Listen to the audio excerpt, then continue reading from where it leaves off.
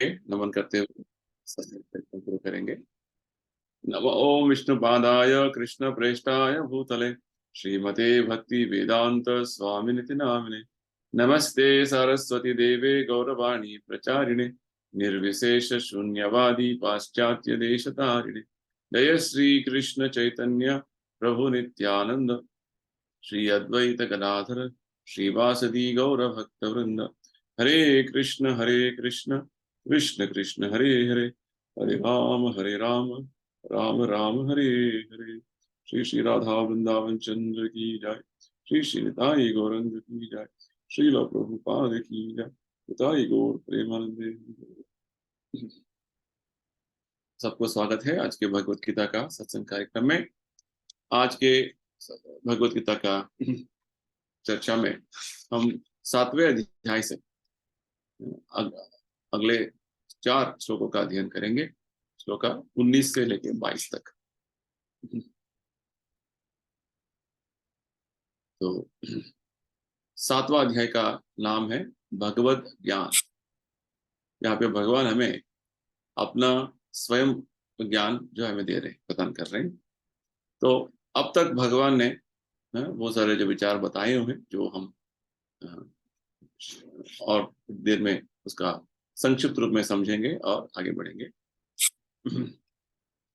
ये सभी भगवत गीता के सत्संग कार्यक्रम जो हो रहा है, ये सब श्रील प्रभुपाद जी की प्रेरणा है। उनका कृपा से हम भगवत गीता का सत्संग कार्यक्रम कर पा रहे हैं।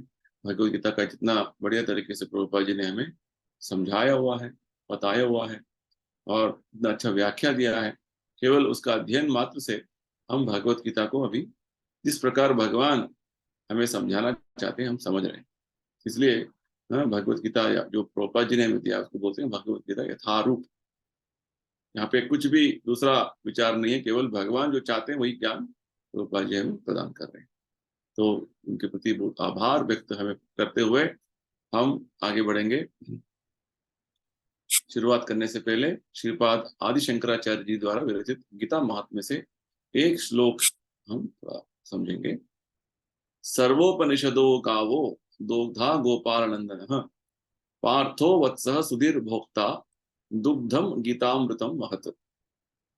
संपूर्ण उपनिषदों गौ के समान है। गोपाल नंदन श्री कृष्ण दुगने वाले हैं, अर्जुन बछड़ा है तथा महान गीतामृत ही उस गौ का दुग्ध है और शुद्धाचित वाला श्रेष्ठ मनुष्य ही इसका भोक्ता है। तो ये श्रीपाद शंकराचार्य जी द्वारा विरचित ये श्लोक है। यहाँ पे बता रहे हैं वास्तव में भगवत गीता को गीतोपनिषद भी बोलते हैं। उपनिषद जो पूरे वैदिक साहित्य का एक भाग है।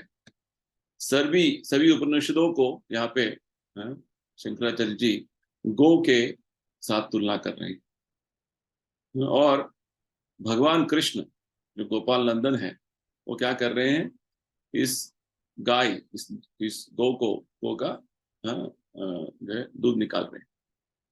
अर्जुन को यहाँ पे पार्थ वत्सः, अर्जुन को बछड़े के साथ तुलना कर रहे हैं और बछड़ा जैसे गो माता का दूध पीता है, तो उसी प्रकार भगवान के मुखारविंद से जो दूध समान दुग्ध समान जो ये अमृत निकल रहा है, गीता का अमृत, ये अर्जुन उसको स्वीकार कर रहे हैं, ले रहे हैं।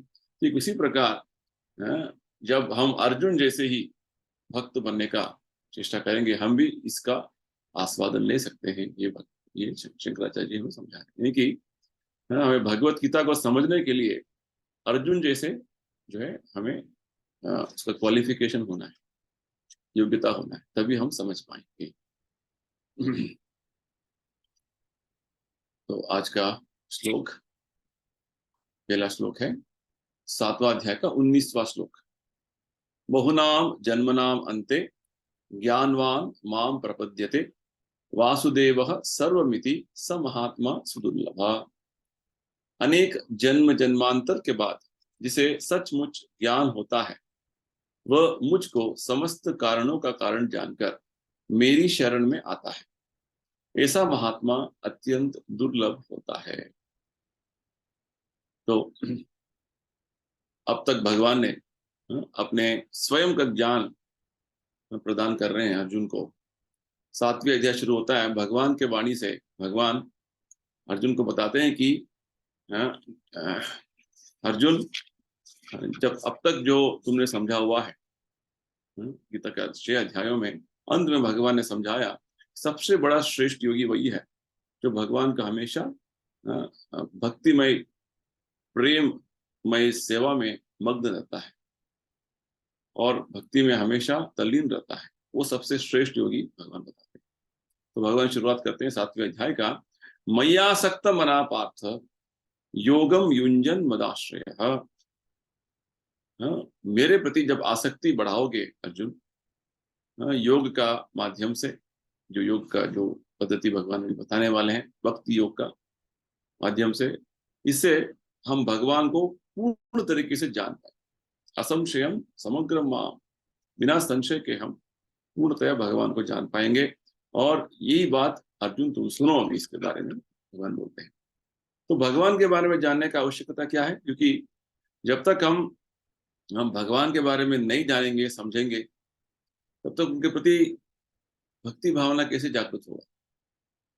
किसी के बारे में बहुत सोच रहे हैं कि भगवान, उस व्यक्ति के बारे में हमने बहुत ज्ञान, हमें पता है वो व्यक्ति ऐसा है, इतना अच्छा व्यक्ति है, उसके बारे में ज्ञान है हमारे पास। तो किसी प्रकार भगवान बोलते हैं कि जो मेरे बारे में जो स्वयं ज्ञान में देने वाला हूँ, इसके सुनो। और भगवान इस तरीके से इस भौतिक अभिव्यक्ति का ज्ञान देते हैं। जैसे प्रभुपाद जी समझाते हैं, भगवत ज्ञान का अर्थ यही है कि हम भगवान को तत्वतः समझने का कोशिश करें। और भगवान यानी कि भगवान एक व्यक्ति अकेले नहीं है, भगवान यानी कि व्यक्ति के साथ शक्ति भी होते हैं। भगवान के बहुत सारे शक्तियां हैं, उनके अनंत शक्तियां हैं। तो भगवान का अनंत शक्तियों में एक शक्ति है उनका भौतिक शक्ति। भौतिक शक्ति, जिस भौतिक संसार में हम रहते हैं, ये भौतिक शक्ति के बहिरंगा शक्ति जिसको बोलते हैं, इसके जो है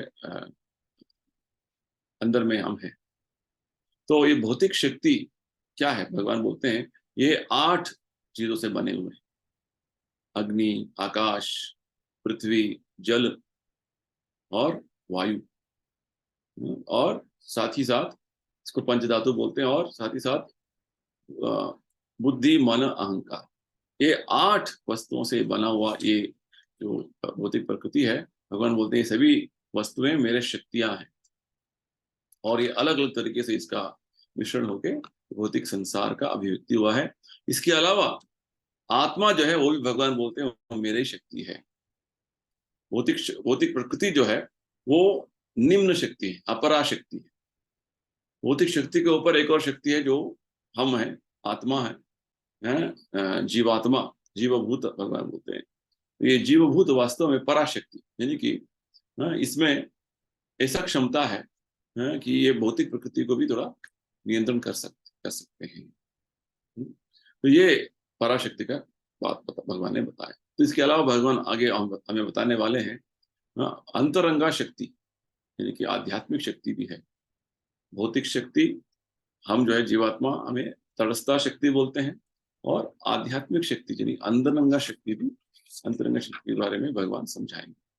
तो भगवान बताते हैं इस तरीके से पूरा संसार में जो जो हम देख रहे हैं भौतिक और आध्यात्मिक लोगों में, इन्हीं जो है शक्तियों का जो है अभिव्यक्ति हम देखते हैं। भगवान बोलते हैं मैं ही सब कुछ का आदि हूँ, मैं ही सबका जो है मूल हूँ। प्रभव प्रलय तथा, उसका उद्गम मेरे से हुआ है और विनाश भी मेरे द्वारा ही होगा। और भगवान बोलते हैं मैं सभी चीजों का जो है सूत्रधार हूँ। भगवान बोलते हैं मैं सबसे श्रेष्ठ व्यक्ति हूँ और मेरे से और बड़ा सत्य और कोई नहीं। इस तरीके से भगवान उदाहरण देते हैं एक माला में, एक मोतियों के माला जिस तरीके से एक धागे के ऊपर वो खड़े रहते हैं, ठीक उसी प्रकार सभी चीजें भौतिक संसार में जो चीजें हम देखते हैं, अभिव्यक्त देखते हैं, वो मेरे ऊपर ही स्थित है, क्योंकि भगवान उनके बैकग्राउंड में है। तो भगवान हमें अलग अलग तरीके से उनकी शक्तियां किस तरीके से अभिव्यक्त हो रहे हैं उनका परिचय दिया। आगे 8वें श्लोक से भगवान उदाहरण में बताते हैं, जब हम जल पीते हैं उसका स्वाद में हूँ, भगवान बोलते हैं। और जब सुबह हम सूरज देखते हैं तो सूरज का रोशनी में हूँ, प्रभा में हूँ। रात को चंद्रमा का प्रभा में हूँ। इस तरीके से जो बुद्धिमान व्यक्ति का बुद्धि है वो मैं हूँ। और सभी जीव जंतु का जो मूल बीज मैं हूँ।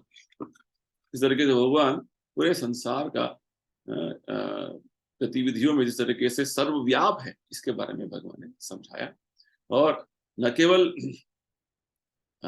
संसार का, भगवान बताते हैं कि ये 3 गुण, भौतिक प्रकृति जो है, बहिरंगा शक्ति 3 गुणों के माध्यम से इस भौतिक संसार में अपना कार्य कर रही है। ये 3 गुण किस तरीके से सब पर प्रभावित हो रहा है, भगवान ने समझाया। और विशेषकर ये 3 गुणों के प्रभाव में आकर हम अपने वास्तव अस्तित्व, आध्यात्म अस्तित्व को हम भूल गए हैं। तो आध्यात्म अस्तित्व हमारा क्या है? हम वास्तव में भगवान के नित्य दास हैं। चैतन्य महाप्रभु क्या बोलते हैं? जीवेर स्वरूप नित्य कृष्ण दास।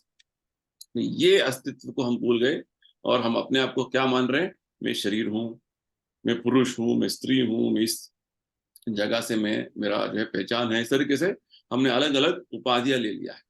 ये सब वास्तव में भौतिक प्रकृति के 3 गुणों का प्रभाव से हो रहा है।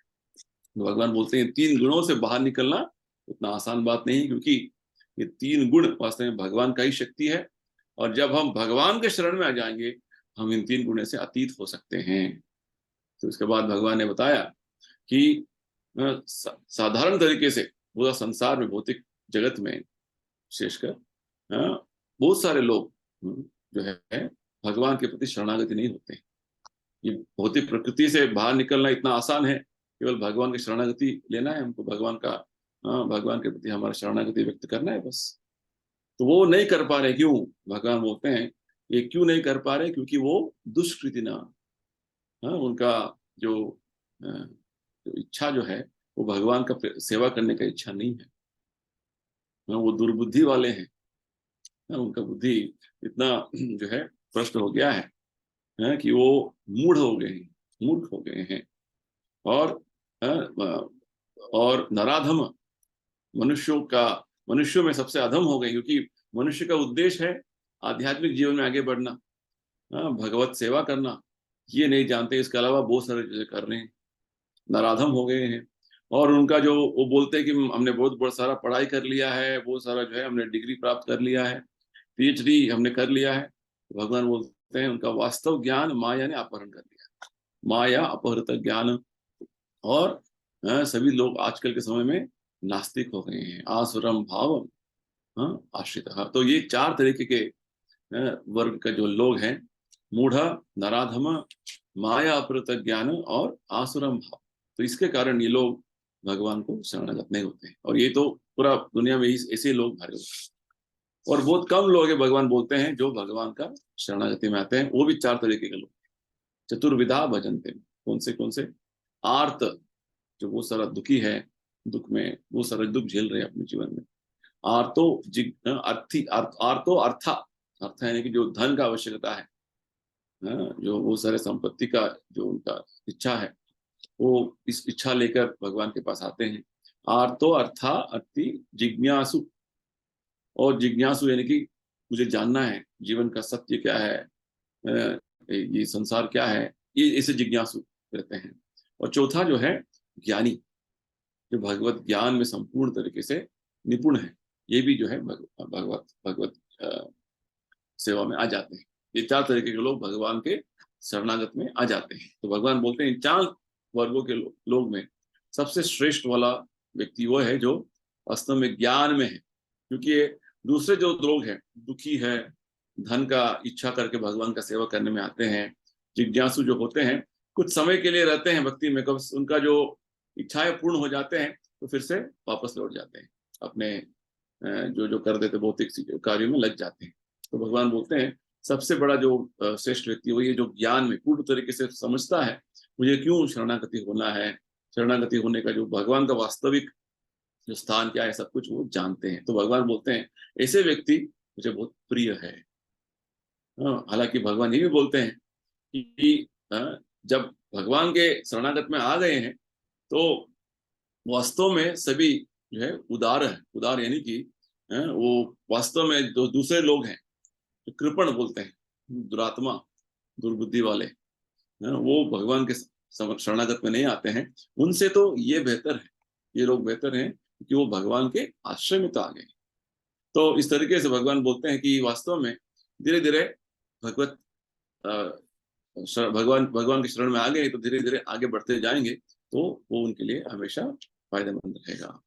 तो अभी श्लोक हमने पढ़ा, 19वां श्लोक, भगवान बताते हैं इस तरीके से जब भगवत ज्ञान में, भगवत ज्ञान के स्तर पर आ गए हैं और धीरे धीरे भक्ति में आगे बढ़ रहे हैं, तो जब उनका ज्ञान परिपूर्ण हो जाएगा, बहुनाम जन्मनाम अन्ते ज्ञानवान माम प्रपद्यते। ज्ञानवान यानी कि पूर्ण तरीके का ज्ञान उनको प्राप्त हो जाएगा, भगवान का वास्तव स्थिति क्या है, हमारा वास्तव स्थिति क्या है, मुझे वास्तव में क्या करना है, पूर्ण तरीके का ज्ञान उनका साक्षात्कार हो गया। तो वो जब वो समझ में आएगा उनको कि वासुदेव सर्वमिति, भगवान वासुदेव सर्व कारण कारण का सर्व कारण का कारण है, सर्व कारण कारण, सभी चीजों का कारण करता भगवान वासुदेव है, ये समझ में आता है। तो ऐसे महात्मा भगवान बोलते हैं वो हमें दुर्लभता से, बहुत विरल से हम उन्हें देखने को आता है। यानी कि भगवान ये बता रहे हैं भगवत सेवा करना, भगवान का प्रति जो है भक्ति भावना जागृत करना उतना आसान बात नहीं है। क्योंकि जब हम भगवान के वृंदावन लीला का जब उसका प्रस्ताव करते हैं, वहां पे इतने सारे जो भगवान के भक्त थे, गोपा, गोपी, यशोदा, नंदा, ये सभी जो भक्त भगवान के हैं, इन्होंने बहुत जन्म जन्मांतर का जो तपस्या के बाद पश्चात जो है उनको वो ऐसा जो स्थिति स्थान मिला था, ये साधारण स्थान नहीं।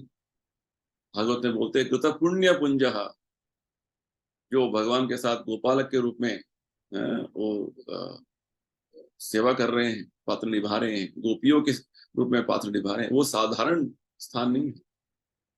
वो बहुत जो है उच्च स्तरीय का स्थान है, जो उनको जन्म जन्मांतर के बाद, कोटि कोटि जन्म के बाद उनको वो स्थान मिला हुआ है। वो सारा जो है तपस्या करने के बाद, वो सारा जो है ज्ञान अर्जन करने के बाद वो स्थान मिला हुआ है। तो भगवान हमें परोक्ष रूप से एक तरीके का हमें एक सूचना दे रहे हैं कि हम भक्ति जो करना करना जो भक्ति करके जो है शुद्ध होने का जो बात है उतना आसान बात नहीं है।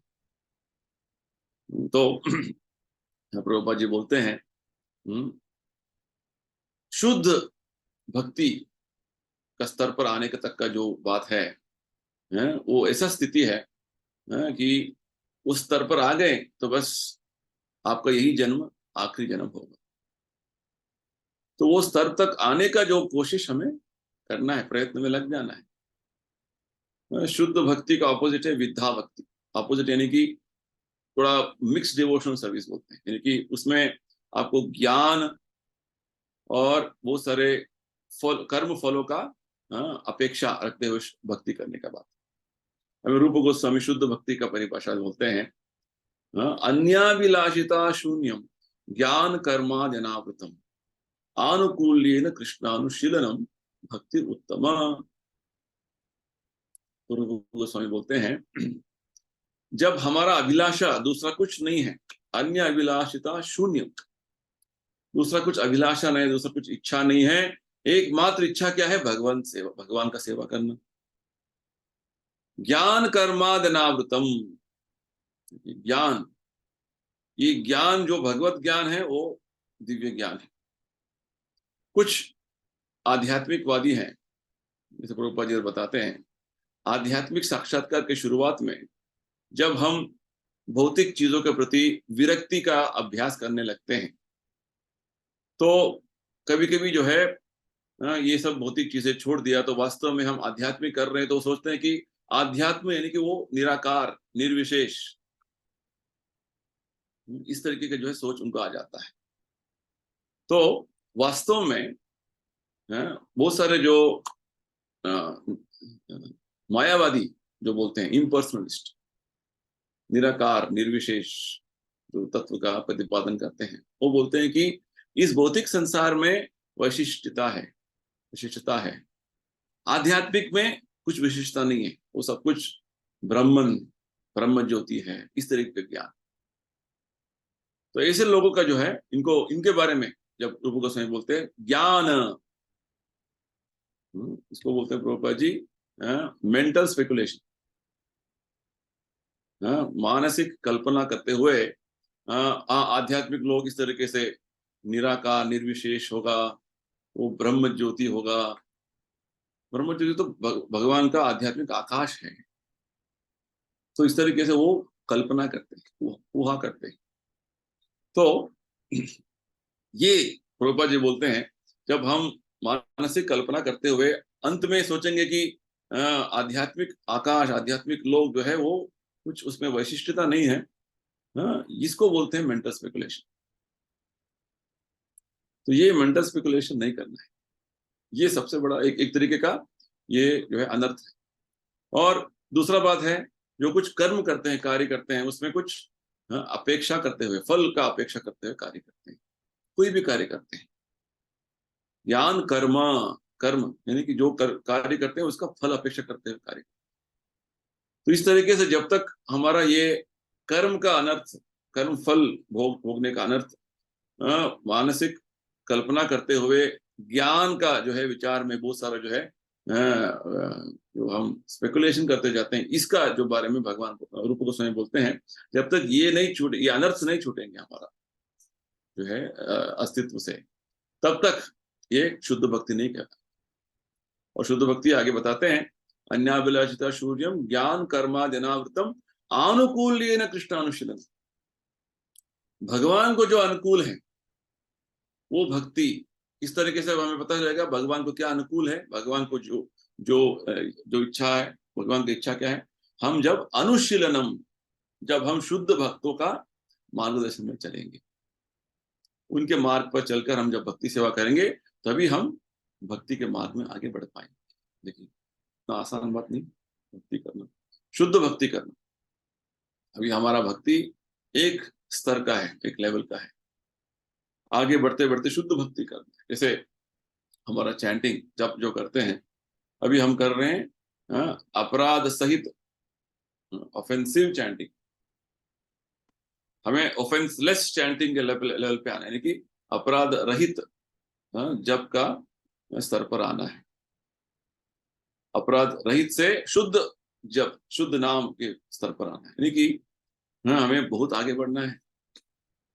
हमारे भक्ति में कितना गंभीरता से हमें भक्ति आचरण करना है, ये बस ये बात हमें समझना है। तो प्रभुपाद जी बोलते हैं, जब तक इस तरीके का जो मेंटल स्पेकुलेशन है, मानसिक काल्पनिक इस स्तर से ऊपर नहीं उठेंगे और भगवान के अस्तित्व का ज्ञान प्राप्त नहीं होगा, भगवान कृष्ण ही सब कुछ है, सर्व कारण कारण है। जैसे ब्रह्मा जी बोलते हैं, ईश्वर परमा कृष्ण सच्चिदानंद विग्रह अनादिरादिर गोविंद सर्व कारण कारणम। ये जो निर्णय पर नहीं आएंगे, तब तक हम हमारा जो ज्ञान जो है शुद्ध नहीं हुआ है।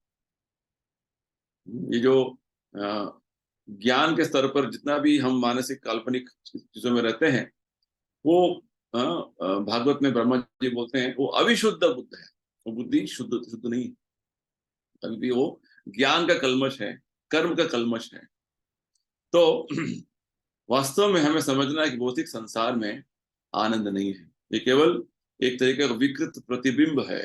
प्रभुपाद जी बोलते हैं, it's a perverted reflection of spiritual world. आध्यात्मिक आकाश का एक विकृत प्रतिबिंब है। तो जब हम समझ लेते हैं कि वास्तव में इसका अस्तित्व जो है आध्यात्मिक आकाश पर निर्भर है, आध्यात्मिक लोक पर निर्भर है, भगवान पर हम आश्रित होना है, इस तरह का जो वास्तव ज्ञान जब हमें प्राप्त हो जाता है, तभी हम हमारे जो है मार्ग में ठीक से चल रहे हैं, ठीक से आगे बढ़ रहे हैं। तो यही बात इधर भगवान समझा रहे हैं। बहुत जन्म जन्मांतर के बाद जो वास्तव ज्ञान के स्तर पर आ जाता है, वो समझ लेता है कि वासुदेव सर्वमिति, वासुदेव कृष्ण ही सब कुछ है, सर्वस्व है। भगवान कृष्ण ही सर्वस्व है, सब कुछ है। तो सर्व कारण कारण करता है। तो ऐसे जो महात्मा के स्तर पर आना जो है वो आसान बात नहीं, दुर्लभ से होता है। तो भगवान वास्तव में जो जो बताया अब तक, जो चार तरह के सुकृति ना, यानी कि चार तरह के पुण्यात्मा जो है, उनमें भी धीरे धीरे जब ज्ञान के भी स्तर पे आ जाएंगे, शुद्ध ज्ञान के स्तर पर आ जाएंगे, उस स्तर पर आने पर शुद्ध भक्ति का स्तर पर आना उतना आसान बात नहीं, ये बात। और भगवान आगे बताने वाले हैं भी अगले श्लोक में कि हम इसके अलावा बहुत सारे दूसरे तरीके के लोग देखते हैं संसार में जो देवता पूजा करते हैं। उनके बारे में भगवान अभी ज्ञान देने वाले हैं दूसरा 20वां श्लोक में। कामैस्ते हृतज्ञान विद्यन्ते अन्य देवता तम तम नियममास्थाय प्रकृत्या नियता स्वया। जिनकी बुद्धि भौतिक इच्छाओं द्वारा मारी गई है, वे देवताओं की शरण में जाते हैं और वे अपने अपने स्वभाव के अनुसार पूजा विशेष विधि विधानों का पालन करते हैं। तो गीता में हमें भगवान हर जो है गतिविधि का ज्ञान देते हैं। संसार में, भौतिक संसार में जो जो हम देखते हैं कि इतने सारे लोग इतना करते हैं, देवता पूजा क्या है, वास्तव में देवता कौन है, ये सभी ज्ञान भगवान गीता में स्पष्ट देते हैं।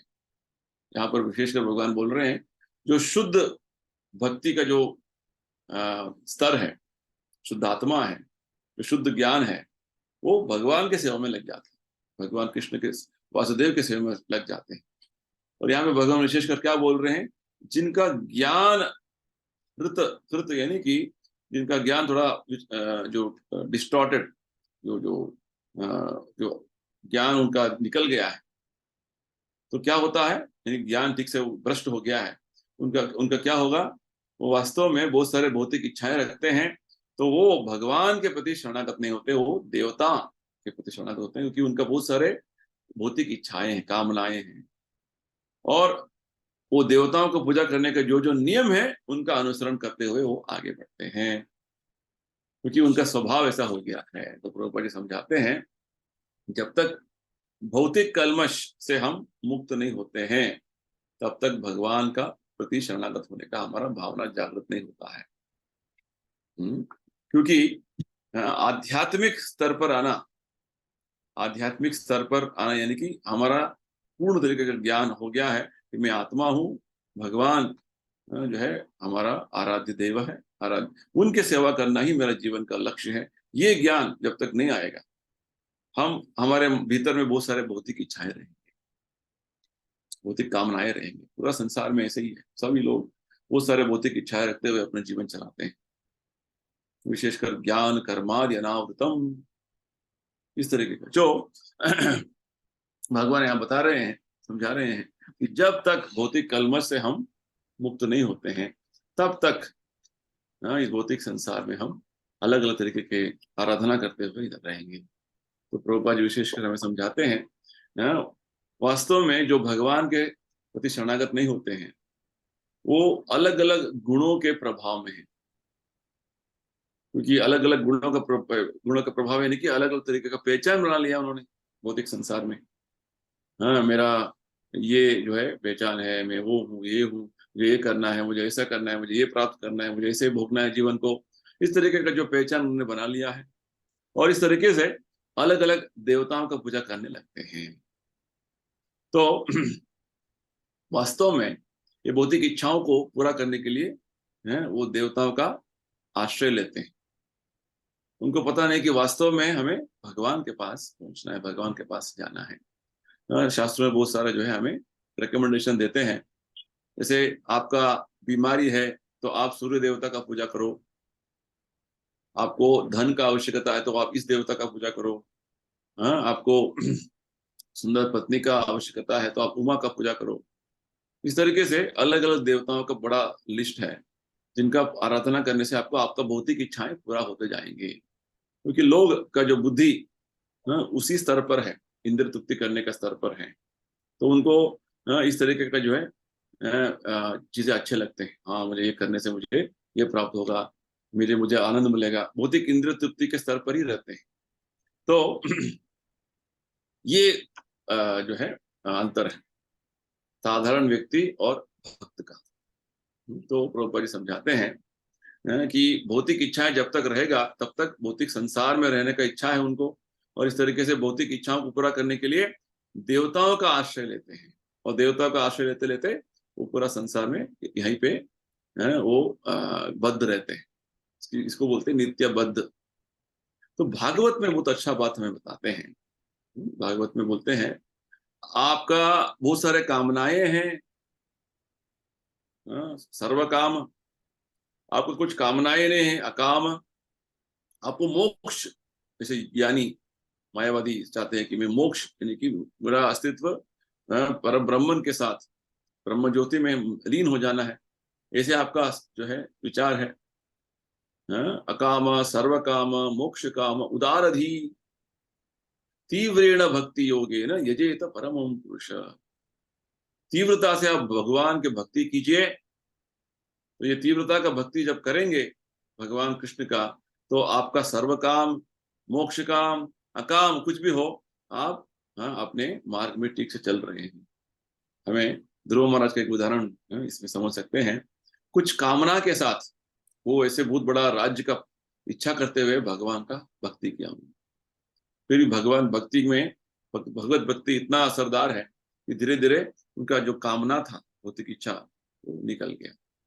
और जब भगवान साक्षात प्रत्यक्ष हो गए तो भगवान से क्षमा मांगते हैं, भगवान मैंने तो टूटे जो है कांच का टुकड़ों के पीछे भाग रहा था, हाँ आप जैसा अमूल्य रत्न मुझे प्राप्त हो गया, हाँ मुझे क्षमा कीजिए, मुझे राज्य नहीं चाहिए। इस तरीके का प्रार्थना उन्होंने किया। तो ये भगवत भक्ति का एक जो है लक्षण है। इसलिए शास्त्रों में बताते हैं कि एकले ईश्वरे कृष्ण आर सब भृत्य, भगवान कृष्ण ही आराध्य देव है, सभी देवताएं जो है उनके अधीन में है। ये बात हमें समझना है। तो यहाँ पे भगवान स्पष्ट बता रहे हैं कि जिनका बहुत सारे भौतिक कामनाएं हैं भौतिक इच्छाएं हैं तो उनका बुद्धि भ्रष्ट हो गया है। तो ऐसे लोग जो है वास्तव में देवताओं के शरण में आ जाते हैं, और देवता का जो एक उनका आराधना करने का कुछ नियम है, उन नियमों के जो अनुसरण करते हुए अपना पूरा इच्छाएं पूरा करने में लग जाते हैं। तो आगे भगवान क्या बोलेंगे देवता पूजा के बारे में समझेंगे। श्लोक का संख्या 22 7वां अध्याय। यो यो याम याम तनुम भक्तः श्रद्धयाचितुम इच्छति तस्य तस्याचलाम श्रद्धाम तामेव विदधाम्यहम्। तो यहाँ पे भगवान आगे बता रहे हैं, मैं प्रत्येक जीव के हृदय में परमात्मा स्वरूप स्थित हूँ। जैसे ही कोई किसी देवता का पूजा करने की इच्छा करता है, मैं उसकी श्रद्धा को स्थिर करता हूँ जिससे वह उसी विशेष देवता की भक्ति कर सके। देखिए, तो साधारण तरीके से लोग क्या सोचते हैं कि देवता जो है उनका अस्तित्व स्वतंत्र है और भगवान कृष्ण अलग है, ऐसे सोचते हैं। ये गलत है। गीता में स्पष्ट भगवान बता रहे हैं कि देवता भगवान के अलग अलग अंग हैं। जैसे पूरा विश्व रूप में भगवान कृष्ण का विश्व रूप में देवता भगवान अलग अलग उनका अंग है।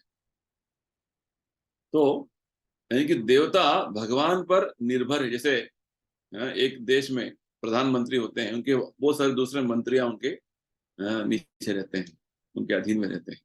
ठीक उसी प्रकार देवताएं जो है वास्तव में वो भी मनुष्य हैं जिनको थोड़ा बहुत शक्ति दिया हुआ है भगवान ने इस भौतिक संसार का गतिविधियों का निर्वहन करने के लिए। उनको जो पुण्यात्मा है उनको उस पोजीशन में भगवान ने लेके चलकर उनको इस तरीके का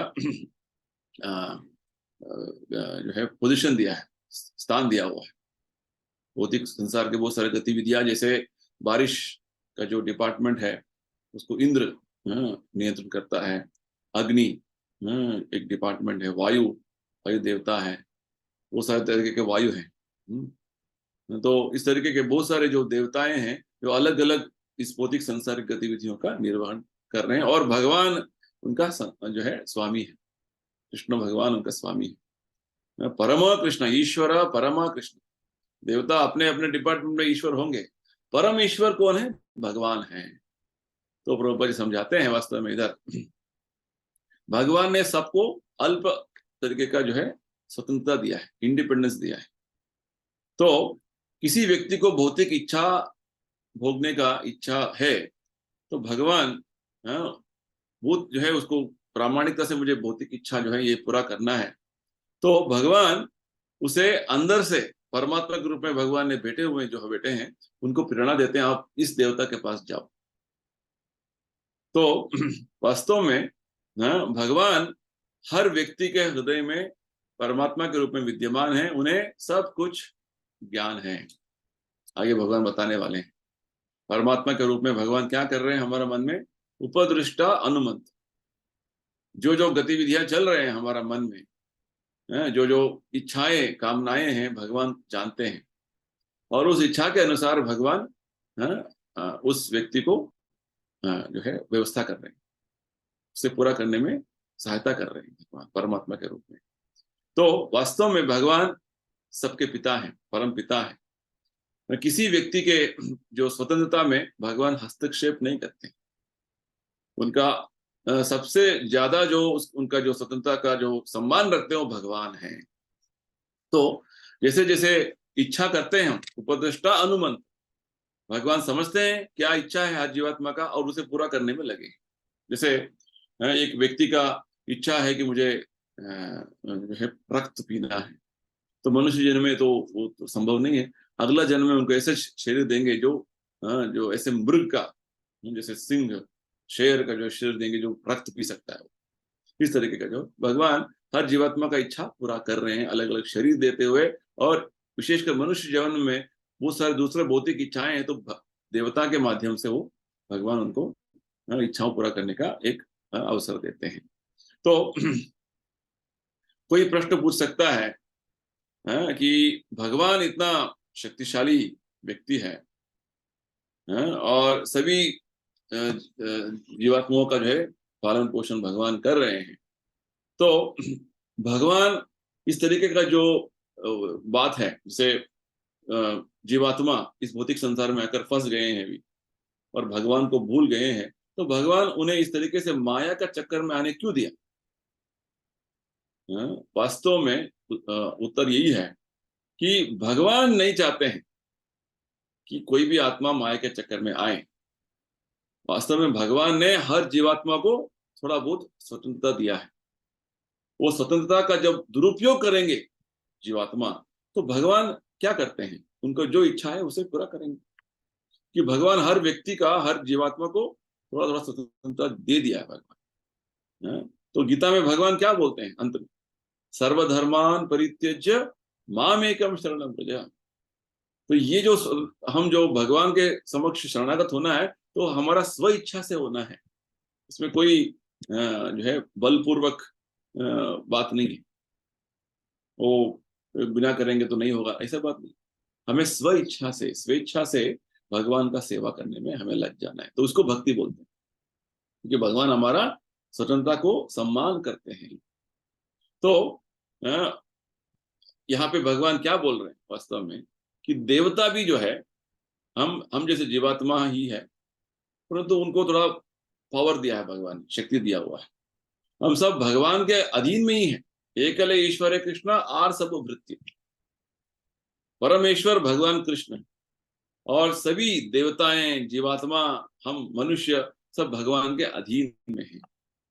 तो जब एक जीवात्मा देवता का पूजा करने की इच्छा करता है तो वो स्वतंत्रता से नहीं कर पाएगा जब तक भगवान उसके लिए अनुमति नहीं देंगे।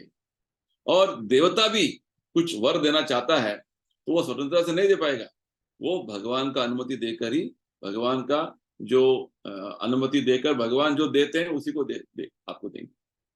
तो प्रभुपाद जी बोलते हैं इस संसार में हर गतिविधि जो है भगवान के निर्देशन पर हो रहा है। आगे भगवान बताने वाले हैं, मयाध्यक्षेण प्रकृति सूयते सचराचरम। जो जो चीज इधर पे गतिविधि चल रहे हैं भौतिक संसार में भगवान के निर्देशन पर चल, ये तक की प्रभुपाद जी बोलते हैं।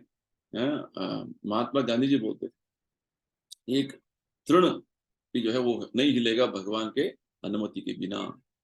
तो जैसे बहुत सारे जो इस भौतिक संसार में इतने सारे जो मनुष्य जो है, हाँ, कभी कभी जो है उनका इतना इच्छाएं उनका हो जाता है कि तुरंत उनको उनका इच्छाओं को पूरा करने में उनका जो है उनका अ, इच्छा ये रहता है, एंग्जाइटी रहता है, चलित रहते हैं। तो भगवान ने चौथे अध्याय में बताया था, कांक्षन्तः कर्मणां सिद्धिं यजन्त इह देवता।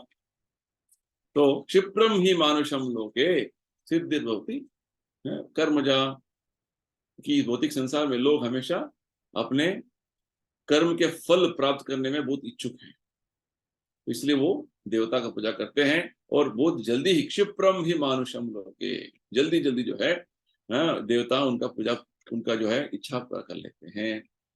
तो जैसे हमने बताया, शास्त्रों में बहुत सारे जो है अनुमोदन देते हैं, मुझे ये समस्या है, मुझे वो समस्या है, उसे परिहार करना है, समाधान मिलना है, वो देवता का पूजा करो।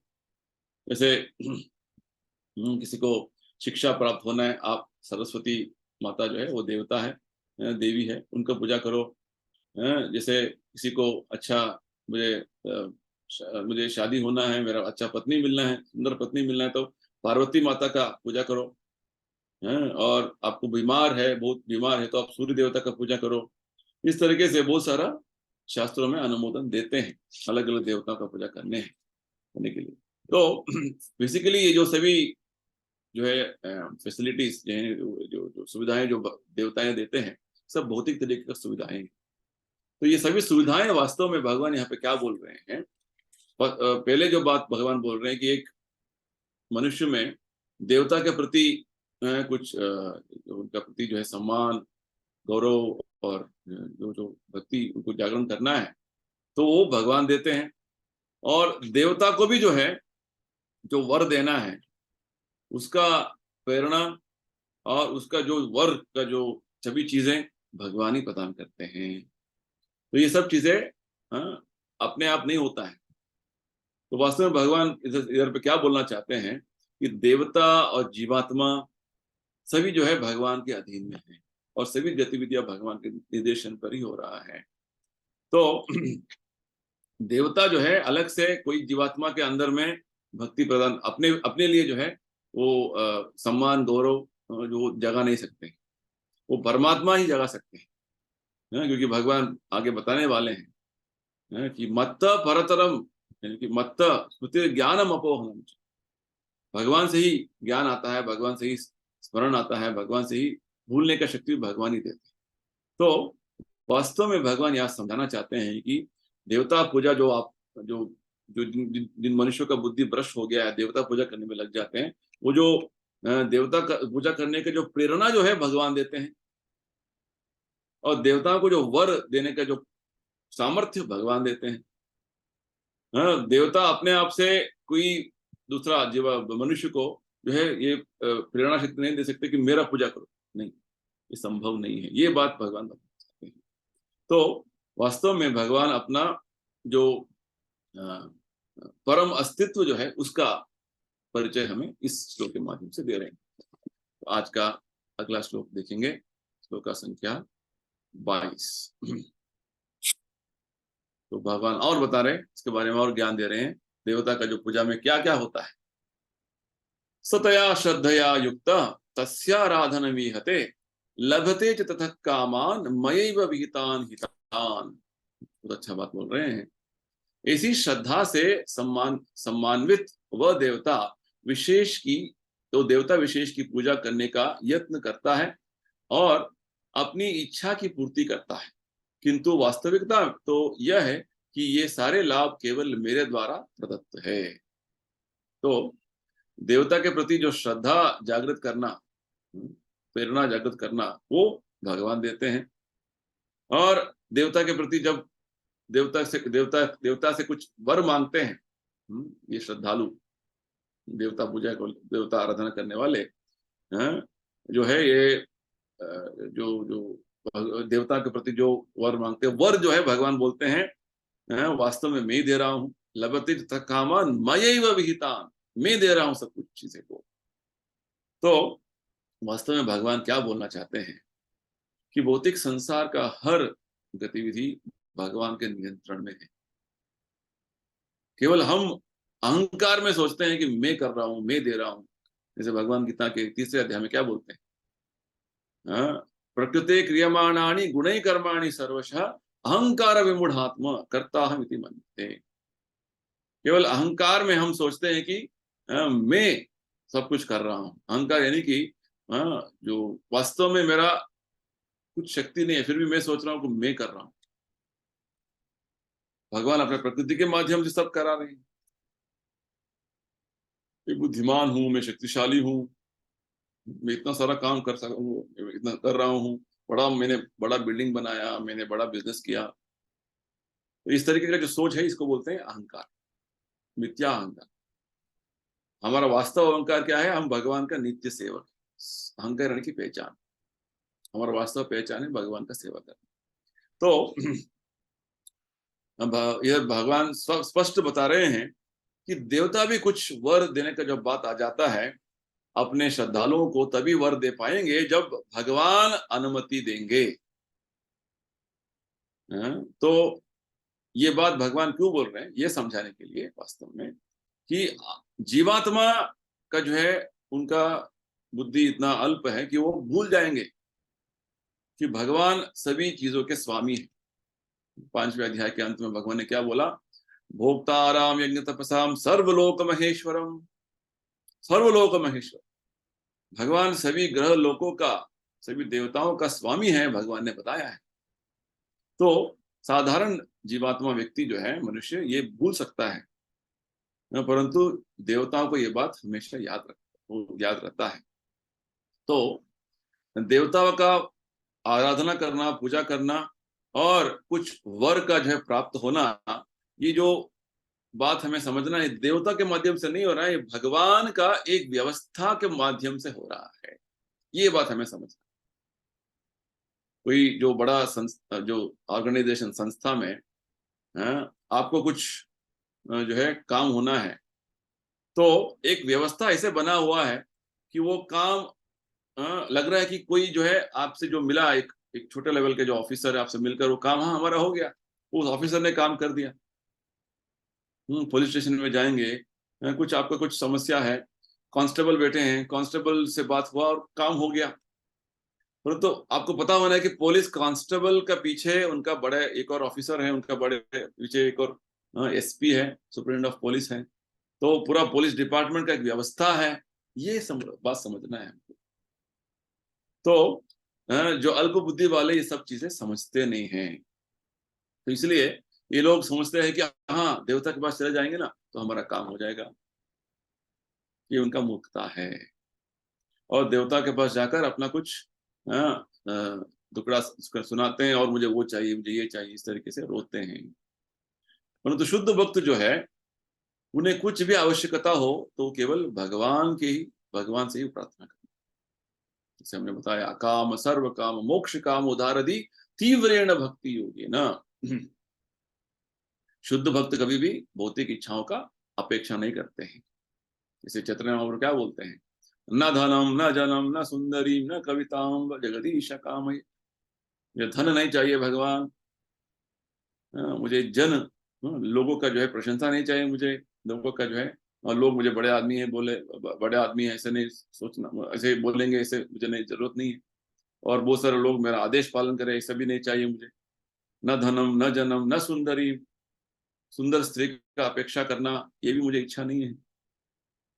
न कविताम, लोग मेरा पूरा पूजा करें, ये भी नहीं चाहिए मुझे। मुझे क्या चाहिए? केवल आपका शुद्ध भक्ति, अहितु की भक्ति चाहिए। तो हाँ, जैसे भगवान ने बताया 20वें श्लोक में, कोई व्यक्ति देवता के पास जा रहा है, यानी कि उसका बहुत सारे भौतिक कामनाएं हैं, काम वासना को पूरा करने के लिए वो गए हैं। तो जब जीवात्मा भक्ति के अतिरिक्त, भक्ति के अलावा और कुछ इच्छा रखता है, उसको बोलते हैं काम वासना। जैसे भगवान ने क्या बोला, 4थे अध्याय में एक बात बताते हैं, कि बहुत अच्छा बात बताते हैं। बताता हूँ।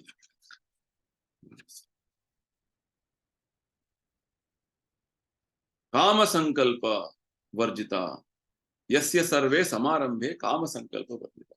यानी कि हमारा हर कार्य में हम कुछ कामनाएं रखते हुए कार्य करते हैं। हाँ, मेरा ऐसे जो है इच्छा है, मुझे ऐसे हो जाना है, मुझे वो फल प्राप्त होना है, इसको बोलते हैं काम संकल्प। भक्त का जो कार्य क्या होता है, काम संकल्प वर्जित। साधारण व्यक्ति का कार्य कैसा होता है, काम संकल्प सहित। तो वास्तव में जब भगवत भक्ति के अलावा कुछ भी हमारा मन में इच्छा है तो वो अन्य अभिलाषा हो जाता है, दूसरा अभिलाषा हो जाता है, काम संकल्प सहित हो जाता है। तो ये हमारा भौतिक बंधन का कारण है। तो हाँ, शास्त्रों में बताते हैं, प्रभुपाद जी इधर इधर उल्लेख कर रहे हैं चैतन्य चरितामृत का, बता रहे हैं कि जो व्यक्ति भगवान का भी सेवा करना चाहता है और साथ ही साथ बहुत सारे भौतिक इच्छाएं रखता है, तो वास्तव में उसका जो भक्ति वो शुद्ध नहीं है। भक्ति, शुद्ध भक्ति यानी कि अ, केवल भगवान का सेवा करना, भगवान कृष्ण का सेवा करना, भगवान का जो वास्तव स्थान क्या है समझकर उनका सेवा करना, उनका भी सेवा करो, देवता का भी सेवा करो, ये ठीक नहीं। भगवान बताने वाले ये जो है अविधि पूर्वकम बोल के भगवान बताने वाले। नौवेद है। तो यहाँ पे भगवान क्या बता रहे हैं कि विशेषकर भगवत सेवा और देवता सेवा, देवता का आराधना एक स्तर पे नहीं है। भक्ति सेवा यानी कि भगवान का शुद्ध भक्ति सेवा और देवता आराधना एक स्तर पे नहीं। जैसे हमने सुबह सुबह जब भगवान के पुण्य नाम जप का जो है अपराध के बारे में जब हम हर दिन बोलते हैं, 10 अपराध है जो हमें नहीं करना है भगवान नाम सेवा में। देवता और भगवान कृष्ण समान हैं। देवता के भी नाम ले सकते हैं, भगवान कृष्ण का भी नाम ले सकते हैं, ऐसे सोचना जो है ये अपराध है। क्योंकि देवता पूजा करना एक भौतिक स्तर पर है, भगवान कृष्ण का सेवा करना वो दिव्य है, आध्यात्मिक है। ये बात हमें समझना है, ये अंतर समझना है। हाँ, साधारण तरीके से लोग क्या सोचते हैं, देवता पूजा भी ठीक है, ये भी ठीक है, वो भी ठीक है। जैसे प्रभुपाद जी एक फिलॉसफी बोलते हैं जो साधारण तरीके से लोग वही फॉलो करते हैं, यतो मत ततो पथ। आप कुछ भी करो वो ठीक है, अंत में आप अपना परम गति प्राप्त करोगे। ये गलत है। आपको भगवत धाम प्राप्त होना है तो केवल भगवान कृष्ण का ही सेवा करना है। देवता का पूजा करेंगे, देवता का आराधना करेंगे तो आपको अलग से कुछ दूसरा रिजल्ट मिलेगा, दूसरा जो परिणाम मिलेगा। क्योंकि भौतिक इच्छाएं जो है, भौतिक कामनाएं जो है, वो भक्ति में सबसे बड़ा बाधक है। इसलिए चैतन्य महाप्रभु क्या बोलते हैं, मुझे कुछ भौतिक इच्छा नहीं चाहिए भगवान, केवल भौतिक इच्छा पूरा करने का मेरा कोई इच्छा नहीं है, केवल आपका सेवा करना। शुद्ध भक्ति यानी कि कुछ भौतिक इच्छा नहीं, अन्याभिलाषिता शून्यम। तो जब भक्त भगवान के प्रति सेवा याचना सेवा ऐसे याचना करते हैं कि मुझे मेरा मन के अंदर से बहुत जो भौतिक इच्छाएं निकाल दीजिए भगवान, केवल आपका सेवा जो है श्रद्धा से निष्ठा से उसके स्थापित कीजिए।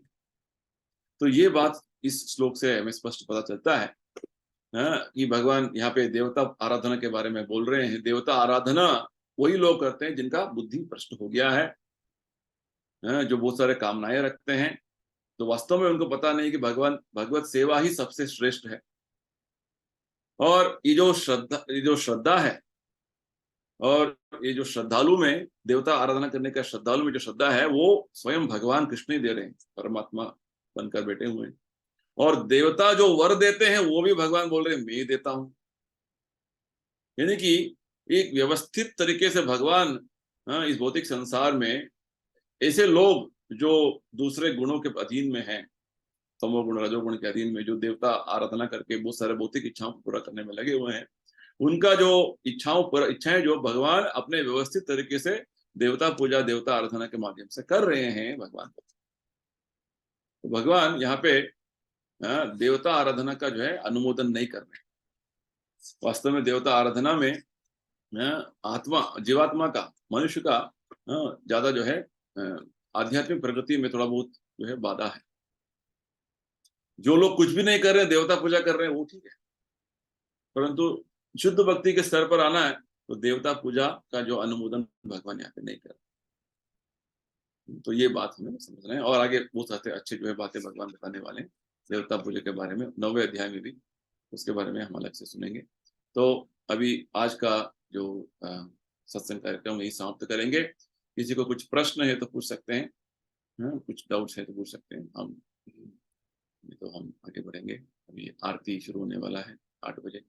आप सब लाइव देख सकते हैं कार्तिक महोत्सव का, वृंदावन चंद्रोदय मंदिर से लाइव टेलीकास्ट हो रहा है। आरती हर दिन 8 बजे होता है। आप मंदिर नहीं आप आ सकते हैं उधर पे, जहाँ पे भी आपको, आप तो लाइव ले सकते देख सकते हैं। किसी का कुछ प्रश्न नहीं तो हम यही समाप्त करेंगे। सबको धन्यवाद। जय श्री प्रभुपाद। हरे कृष्णा। हरे कृष्णा प्रभु जी, थैंक यू। हरे कृष्णा भूमिका जी।